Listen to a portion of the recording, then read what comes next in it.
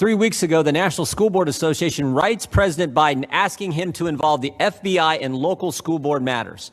5 days later, the Attorney General of the United States does just that, does exactly what a political organization asked to be done. 5 days. Republicans on this committee have sent the Attorney General 13 letters in the last 6 months. It takes weeks and months to get a response.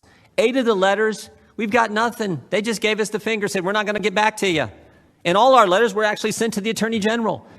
Here's a letter sent to someone else asking for a specific thing to be done, and in 5 days, the Attorney General does it. Here's what the October 4th memo said. Quote, I'm directing the FBI to convene meetings with local leaders. These meetings will open dedicated lines of communication for threat reporting.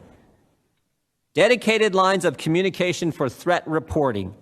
A snitch line on parents. Started 5 days after a left-wing political organization asked for it. That's not political. I don't know what is. Where's the dedicated lines of communication with local leaders regarding our southern border? Something that, frankly, is a federal matter. Where's the dedicated lines of communication on violent crime in our cities? Violent crime that has went up in every major urban area where Democrats have defunded the police. Nope, can't do that. Can't do that. The Biden Justice Department is going to go after parents who object to some racist, hate America curriculum. Nope, can't focus on the southern border where 1.7 million illegal encounters have happened this year alone. A record number. MS-13 can just waltz right across the border, but the Department of Justice, they're going to open up a snitch line on parents. Think about this. The same FBI that Mr. Garland is directing to open dedicated lines of communication for reporting on parents just a few years ago spied on 4 American citizens associated with President Trump's campaign. The Clinton campaign hired Perkins Coie, who hired Fusion GPS, who hired Christopher Steele, who put a bunch of garbage together, gave it to the FBI. They used that as the basis to open up an investigation into a presidential campaign. Oh, and then there was Mr. Zussman. Mr. Zussman, who worked at Perkins Coie, the firm hired by the Clinton campaign. He cut out all the middlemen. He just said, I'm just going to go directly to the FBI, and not just anyone at the FBI. Who'd he go to? Jim Baker, the chief counsel at the FBI, handed him a bunch of false information, told him false information, and of course, he's been indicted by the special counsel. A few weeks ago, the IG at the Department of Justice released a report that found that the FBI made over 200 errors, omissions, and lies in just 29 randomly selected FISA applications. But don't worry, the Attorney General of the United States just put them in charge of a dedicated line of communication to report on parents who attend school board meetings. Mr. Chairman, Americans are afraid. For the first time during my years in public office, first time, I talked to the good folks I get the privilege of representing in the 4th District of Ohio, folks all around the country.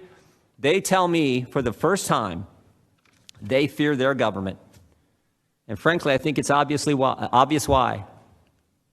Every single liberty we enjoy under the First Amendment has been assaulted over the last year. Stop and think about it.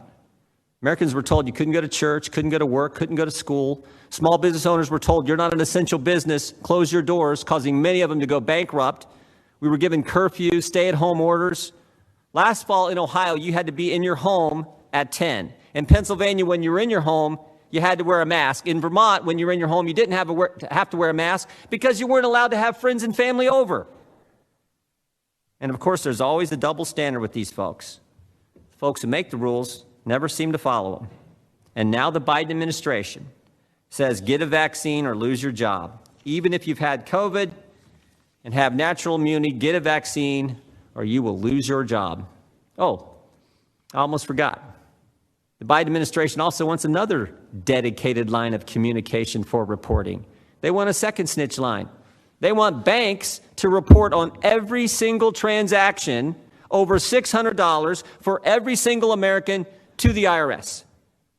The IRS, that agency with its stellar record of customer service, the IRS, the same IRS that targeted conservatives the last time Joe Biden was in the executive branch. Jefferson said once, tyranny is when the people fear the government. We're there. Sadly, we are there. But I don't think the good people of this great country are going to cower and hide. I think your memo, Mr. Attorney General, was the last straw. I think it was the catalyst for a great awakening that is just getting started. Pilots at Southwest Airlines, the Chicago Police Union, parents at school board meetings, Americans are pushing back because Americans value freedom. A few weeks ago, Terry McAuliffe said this: I don't think parents should be telling schools what to teach. When government tells parents we're smarter than you, Americans aren't going to tolerate it. When the Attorney General of the United States sets up a snitch line on parents, Americans aren't going to tolerate it. I think they're going to stand up to this accelerated march to communism that we now see. America's going to fight the good fight. They're going to finish the course. They're going to keep the faith because Americans value freedom.